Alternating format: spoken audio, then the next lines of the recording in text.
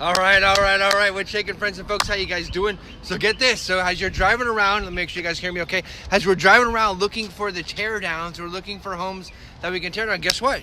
You just run into an actual lot. So here we are. We got a lot right here. This one's ready to go. No for sale sign.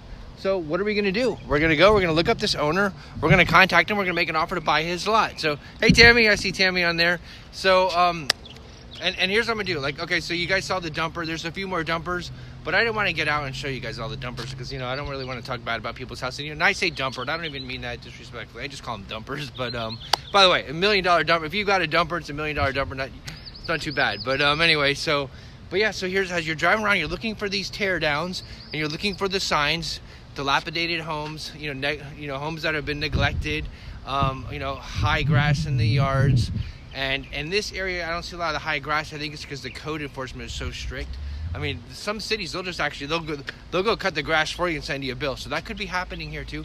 But you see those shutters, like the hurricane shutters, you see them boarded up, okay? Hurricane season's not here yet, okay? And actually it starts in June, but the height of it doesn't even start till really for us in August. So there's no reason for hurricane shutters to be up here. Sometimes if we have a storm come in, people put their shutters up and they leave them on for the rest of the season. That happens. But when you see them right now, that house is being neglected. So, and I found a note like that. So what I'll do is I'll show you guys some still pictures. And a lot of times you'll see like homes just overgrown jungles in the house. You'll know when it's been neglected and when it's a good turnout. But here's my point.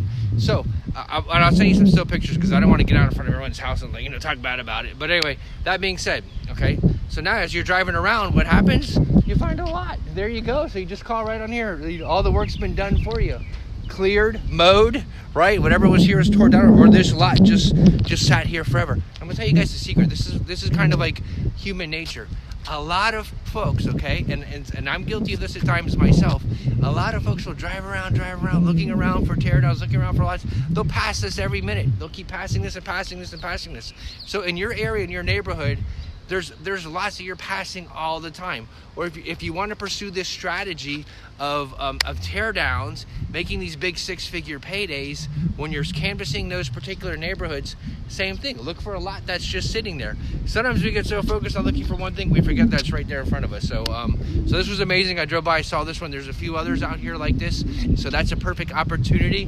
And the homes, look, these streets are like really nice streets. All the homes. That home is really good. There's a lot of these modern contemporaries, which I'm going to show you that's going up. These modern contemporaries are super, super popular.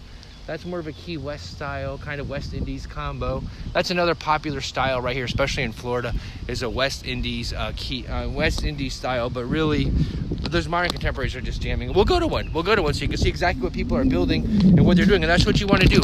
You want to figure out in your whatever area you select, whatever area you want to do these teardowns in.